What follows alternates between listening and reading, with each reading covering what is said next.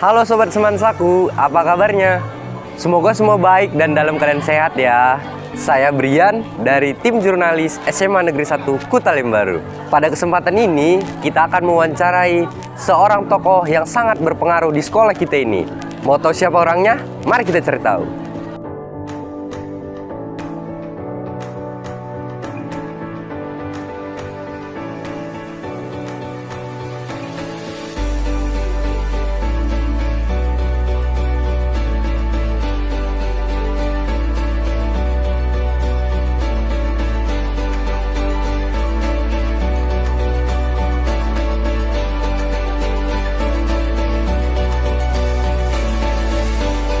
Selamat pagi Bunda. Pagi Brian, kenapa anakku?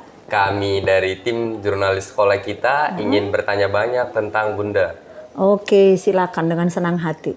Izin Bunda kalau boleh tahu tentang masa pendidikan Bunda dari SD hingga perguruan tinggi gimana tuh Bunda? Oh iya, SD sampai perguruan tinggi, panjang berarti ceritanya ya Brian? Betul Bunda. Baik, dari SD Bunda itu sekolah di SD Negeri 040570. Nah, namanya di sana SD 3. Jadi itu letaknya kira-kira 500 meter dari rumah saya. Nah, saya di sana bersekolah, siswanya banyak, tapi ada yang unik di sekolah itu. Masa saya permainannya di sana, Brian, masih bermain apa itu, karet ya, karet. Nah, jadi hobi kami dulu bermain karet dan Bunda itu biasanya jagoan untuk itu. Nah, itu untuk SD ya. Nah, SMP saya melanjutkan masih di kampung, SMP Negeri 1 3 Binanga namanya. Nah, di SMP Negeri 1 3 Binanga saya itu 3 tahun ya Bang, 3 tahun. Nah, kelas 1, kelas 2, kelas 3 itu saya dapat prestasi juara 1 terus. Jadi orang tua selalu datang ke sekolah dan memang orang tua saya ada di sekolah itu. Karena ibu saya hanya penjual mie dan ibu saya memang berjualan di kantin sana.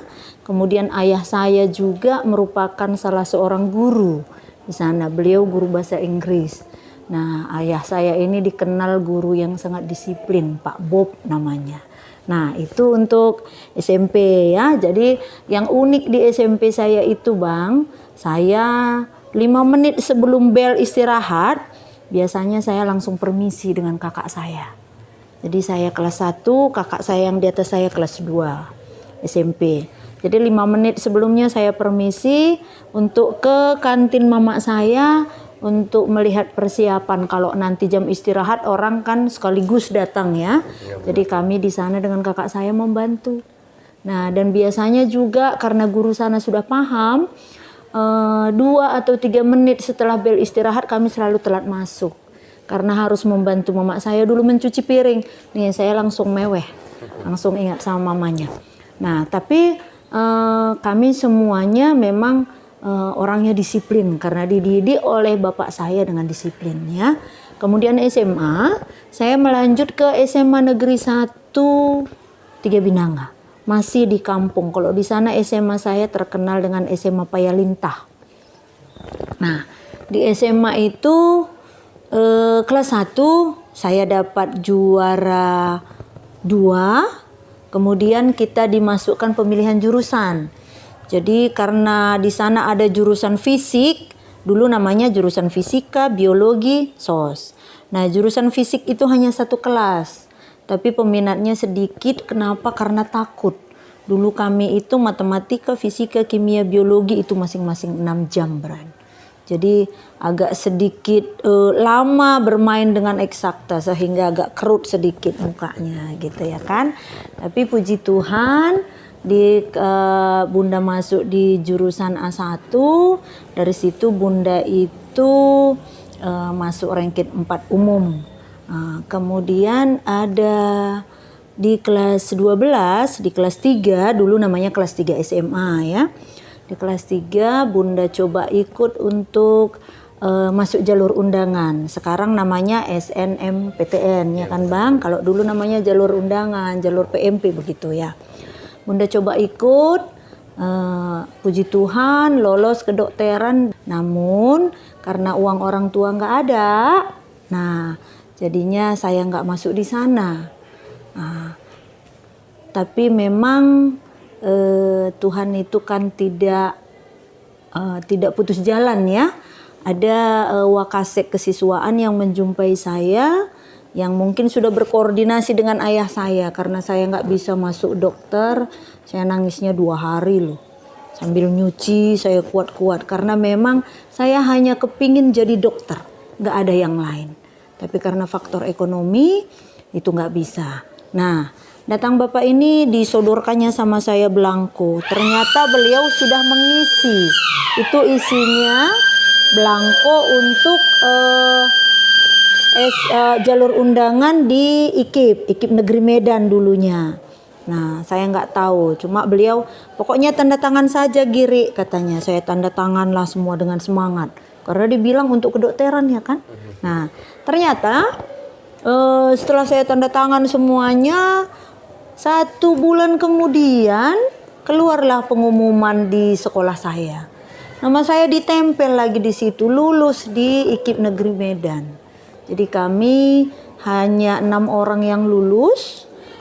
Kemarin ada 4 yang PGSD. Nah, kemudian saya itu untuk jurusan matematika. Ternyata yang dituliskan beliau itu matematika karena memang nilai saya matematika tinggi-tinggi terus Bang. Nah, tapi saya paling hobi dengan mata pelajaran dulu itu kimia dan sejarah. Saya paling suka belajar itu. Nah, itu untuk tingkat SMA. Nah, melanjut lagi ke perguruan tinggi. Nah, saya itu kan masuk ke IKIP tanpa tes. Nah, jadi tanpa tes karena tidak cita-cita saya. Agak-agak bandel saya dulu. Jadi sampai 2 semester saya nilainya jelek, di bawah 2,5 IP-nya. Jadi saya dipanggil karena beasiswa kan, karena tanpa tes.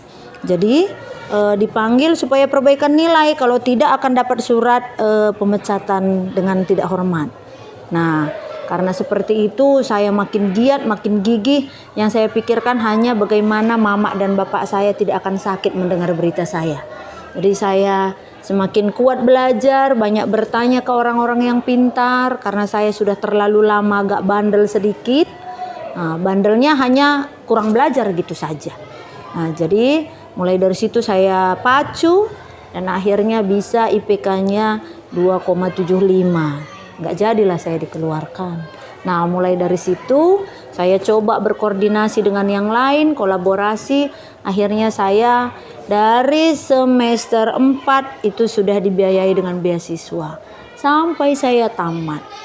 Jadi saya pernah dapat beasiswa dari BKM, kuliah kerja mahasiswa, kemudian ada juga beasiswa KWI, itu Konferensi Wali Gereja Indonesia ya. Kemudian yang terakhir saya ambil di semester 8, saya ambil itu beasiswa Ikatan Dinas.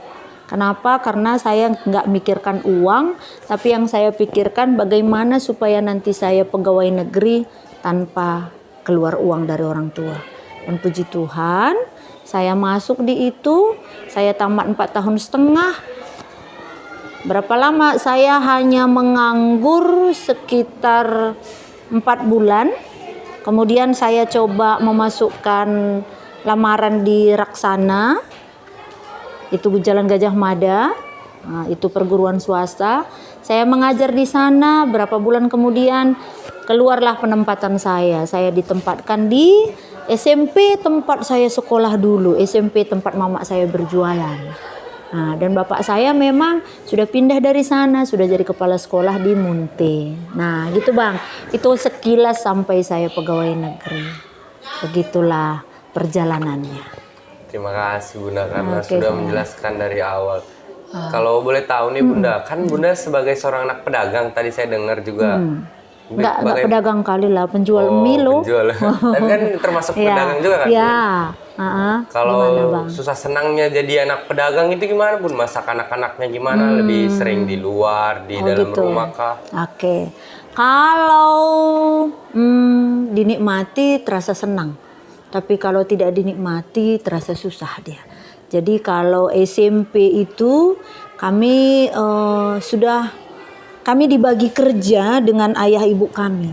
Jadi bapak mama kami itu memang membagi kerja kami. Jadi ada yang nyuci, ada yang menggosok, ada yang membersihkan rumah, ada yang membantu orang tua. Jadi setiap hari kami sudah punya kerjaan masing-masing. Jadi begitu pulang sekolah, kami semua langsung mengambil kegiatan masing-masing. Nah, nanti di jam 4 sore itu waktu kami mulai membantu orang tua. Jadi kami belajar sebelum jam 4 itu istirahat, makan, begitu ya. Mulai jam 4 kami membantu orang tua. Karena mama saya jualannya mie di kantin, dulu itu laris-larisnya keripik ubi. Jadi kami memotong keripik ubi. Kalau adik saya ada yang masih SD itu mengiris kol untuk buat bakwan gitu ya kan sehari sebelumnya. Jadi itulah yang kami kerjakan, Bang. Jadi kalau dilemanya jadi kami anak mama saya pernah diejek sama kawan-kawan cowok. Apalagi yang suka kan biasa, anak SMP kan biasa suka gitu kan. Nah ketika dia suka nggak kita terima. Nah saya diejek, kebetulan dari rumah saya ke SMP negeri itu ada sekitar 1 kilo lebih. Jadi kami jalan pagi-pagi, kadang mama saya duluan, tapi kadang saya ikut bantu menyorong dagangannya. Kalau dia kurang fit pasti kami sama-sama. Jadi begitu pulang, kadang kan mama saya nunggu. Kalau dia kurang fit pasti ditunggu. Jadi kami bisa membantu dia pulang, menyorong sorong makanannya itu. Nah, yang kami lewati itu ada kilang jagung di sana, Bang. Di sana memang pencarian masyarakatnya dari tanaman jagung. Jadi kami melewati kilang jagung. Saya pernah dipanggil-panggil dari kilang jagung itu begitu. Hei Dewi, gitu. Saya kan dipanggil Dewi. Nah, ketika kurang kita kan hanya menjawab senyum gitu. Nah, Dewi anak tukang mie katanya. Nah, lama-lama saya gerah juga kan. 1-2 hari saya biarkan. Ternyata berlanjut. Mama saya ini nengok saya kayak mau netes air matanya. Dia langsung bilang gini, "Nakku, kamu dipanggil," gitu. Saya bilang ya nggak apa-apa mak, biarin aja. Nah, kenapa rupanya kok tiap hari dipanggil? Ah, gila itu, saya bilang. Suka dia, kata mama saya. Mama saya suka bercanda dengan kami begitu. Suka dia? Iya, tapi nggak mau saya bilang. Kenapa? Kata mama saya. Nah, saya bilang, biarin aja deh mak. Nah, karena terus dipanggil, nah lama-lama kan kita emosi juga ya kan bang. Saya datangi orangnya. Kenapa sih panggil-panggil saya? Saya bilang. Apa rupanya? Saya bilang kan. Dia bilang, ya nggak apa-apa, katanya. Kenapa? Mau kau tegaskan saya anak tukang mie sama semua orang di sini? Nggak apa-apa, mereka juga tahu kok. Saya bilang. Nggak lah, katanya. Jadi apa? Saya bilang. Nggak apa-apa, katanya. Terus saya bilang begini. Hei, saya bilang. Saya nggak mau sebut nama ya. Nah, satu yang perlu kamu ingat, saya bilang. Ketika nanti anak tukang mie ini jadi sarjana, saya pastikan Anda bukan siapa-siapa. Ingat itu ya, saya bilang. Nah, dan itulah gak enaknya. Ternyata jadi orang tak punya itu gak enak, Bro. Tapi ketika kita tidak punya apa-apa, kita mau berjuang keras, kita mau maksimalkan perjuangan kita, maka kita bisa menepi semuanya. Jadi perlahan kami semuanya, kami 5 bersaudara, kami 5-nya bisa menjadi sang sarjana. Dan puji Tuhan, mulai dari kakak saya dan nomor 2, saya nomor 3 kuliah semuanya sedikit-sedikit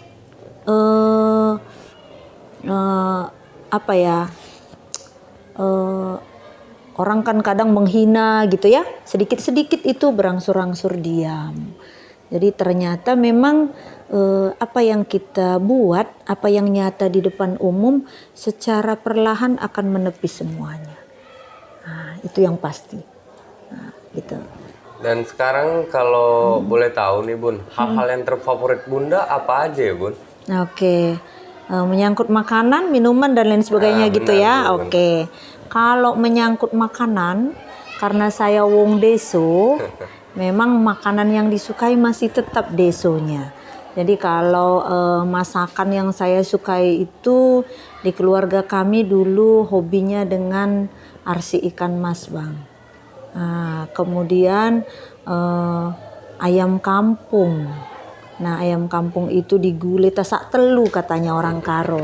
Masih itu favoritnya sampai saat ini walaupun sudah di Medan. Ya kan?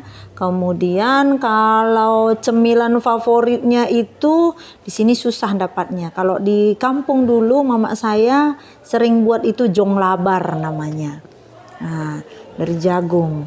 Nah, kemudian kalau tempat terfavorit yang saya kunjungi itu saya terinspirasi banyak dengan kota Kitakyushu Jepang.